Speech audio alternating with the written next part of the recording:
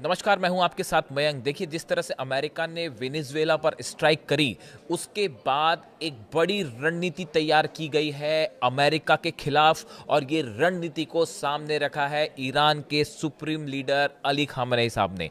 बताया जा रहा है कि देखिए, हाल ही में एक तो खबर आई कि रशिया के शिप पर जिस तरह से अमेरिका ने कब्जा किया, उसके बाद जो है रूस और अमेरिका के बीच खासा तनाव देखा जा रहा है। जिस तरह से वेनेजुएला में चाइना का बड़ा इन्वेस्टमेंट था ऑयल को लेकर, वो सारी प्लानिंग जो है अब धरी की धरी दिखाई दे रही है। ऐसे में चाइना भी अमेरिका से खासा नाराज है।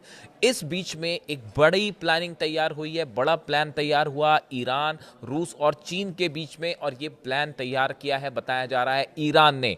अली खामेनेई साहब ने जो प्रस्ताव सामने रखा है, उससे पुतिन भी सहमत दिखाई दे रहे हैं और जिनपिंग भी तैयार है। यानी ईरान के प्लान से कि आगे अब अमेरिका को कैसे रिस्पॉन्ड किया जाए, इसको लेकर रूस और चीन दोनों ने हामी भर दी है। और बताया जाता है कि ये प्लान को तैयार करने में मुख्य भूमिका अली खामेनेई साहब की है। ईरान के सुप्रीम लीडर और उनकी जो सिक्योरिटी काउंसिल है, उसने ये प्लान तैयार किया है। अब पहली बात समझिए कि ये प्लान क्या है।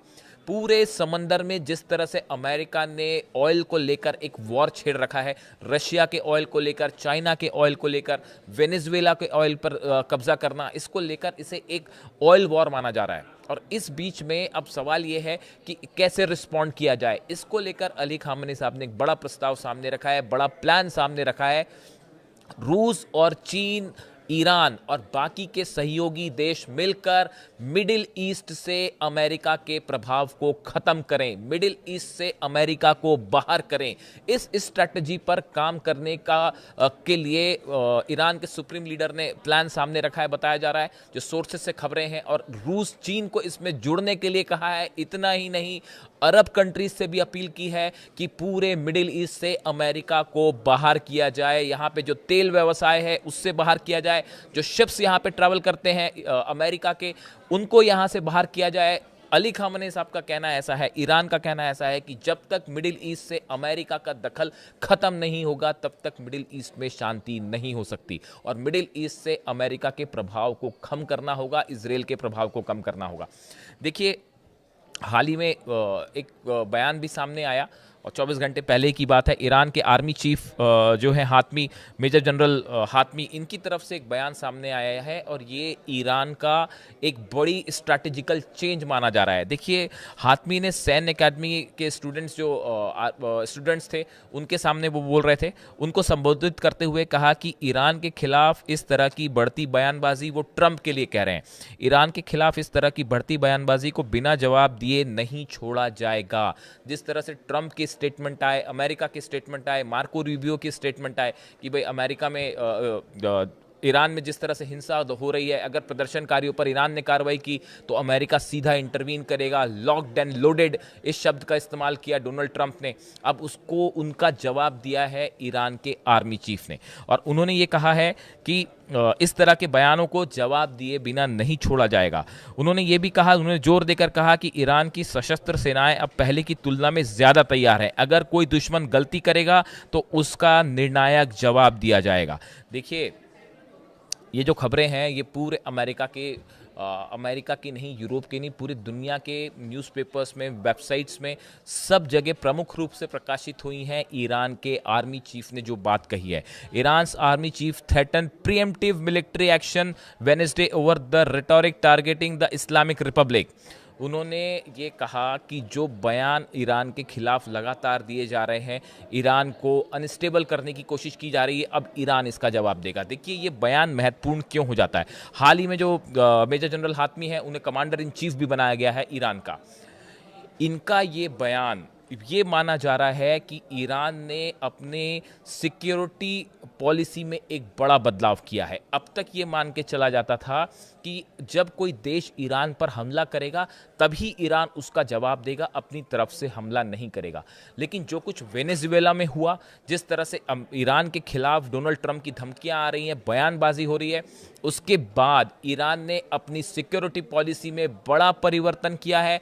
खामेनेई साहब की जो सिक्योरिटी काउंसिल है, उसमें यह फैसला लिया गया है कि जरूरत पड़ने पर अब ईरान पहले स्ट्राइक स्ट्राइक कर सकता है। अगर ईरान को इस बात का विश्वास हो जाए कि अमेरिका या इजराइल कोई भी देश उस पर हमला करने जा रहा है, ईरान के खिलाफ साजिश कर रहा है, तो प्रीएम्प्टिव स्ट्राइक कर सकता है ईरान, यानी सामने वाले देश के हमला किए बिना ही इस बार पहला वार ईरान भी कर सकता है। और ये बहुत बड़ा पॉलिसी चेंज है ईरान का। देखिए, अब तक जितने भी मौके आए उसमें ईरान ने कभी पहले एग्रेशन नहीं किया। ये अली खामेनी साहब के सख्त निर्देश थे कि ईरान ऐसा कोई काम नहीं करेगा जो मानवता के खिलाफ है, हम एटम बम भी नहीं बनाएंगे और हम पहले किसी देश पर हमला नहीं करेंगे। लेकिन जिस तरह से अब ईरान पे हिंसा फैलाई जा रही है, जिस तरह से ईरान को धमकियां मिल रही हैं हमले की, उसके बाद ईरान की सिक्योरिटी काउंसिल ने यह तय कर लिया है कि ज़रूरत पड़ेगी तो अब ईरान पहले अटैक करेगा। और इसको लेकर जो सबसे बड़ा खतरा अगर किसी को नज़र आ रहा है तो वो है बेंजामिन नेतन्याहू और इजराइल। ये एक बड़ा, इसको जितने डिफेंस एक्सपर्ट्स हैं वो ये मान के चलते हैं। देखिए, अली खामेनी साहब की सिक्योरिटी काउंसिल में जो फैसले होते हैं या ईरान के जो सिक्योरिटी से जुड़े बड़े फैसले होते हैं वो उस पर स्टक रहता है, उस पर कायम रहता है, वो उसको बदलता नहीं है बार बार। और इस बात को भी सब जानते हैं कि जब ज़रूरत पड़ी तो 180 मिसाइल मारने में भी ईरान ने बिल्कुल देर नहीं की। पूरे ईरान के बॉर्डर्स पर चप्पे चप्पे पर जो है मिसाइल्स तैनात हैं। और हालात ये पहुंच गए, मैं अगले वीडियो में आपको एक्सप्लेन करूंगा कि नेतन्याहू और इजराइल में कैसे बड़ा जो है वो एक चिंता का विषय बन गया है ये कि ईरान की मिसाइल्स जो है वो कभी भी बरस सकती है हमारे ऊपर अगर वो होता है चुनौती। और यहां तक खबरें आई हैं इंटेलिजेंस सोर्सेज से कि 750 मिसाइल सिर्फ तेल अवीव को टारगेट करके लॉन्च पैड पर तैयार रखी गई है। यानी अगर ज़रूरत पड़ती है, पिछली बार हमने देखा था जो मिसाइल्स फायर हो रही थी वो हर दिन करीब 100 के आसपास मिसाइल्स फायर हुई 12 दिन की जंग के दौरान। 80 से लेकर 100 मिसाइल हर दिन फायर कर रहा था ईरान। लेकिन इस बार बताया यह जाता है 750 से ज़्यादा मिसाइल एक साथ तेल अवीव पर फायर हो सकती हैं।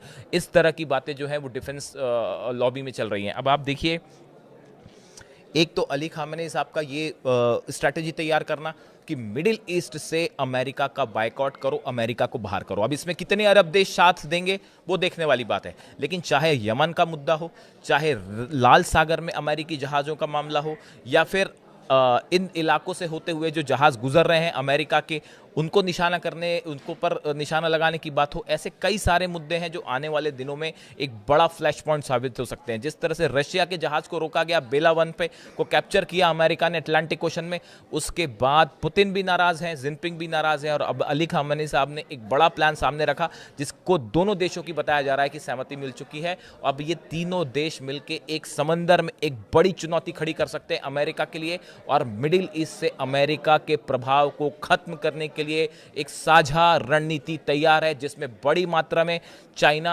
अब ईरान से ऑयल खरीदेगा। यह बात भी साफ हो चुकी है। यानी आने वाले दिनों में अमेरिका, इंग्लैंड, यूरोप के देश एक तरफ और चाइना, रशिया और ईरान एक तरफ, ये दो गुटों के बीच में बड़ा कोल्ड वॉर फिर से छिड़ता दिखाई दे रहा है। इससे जुड़ा जो भी अपडेट होगा आप तक पहुंचाएंगे। Thank you so much.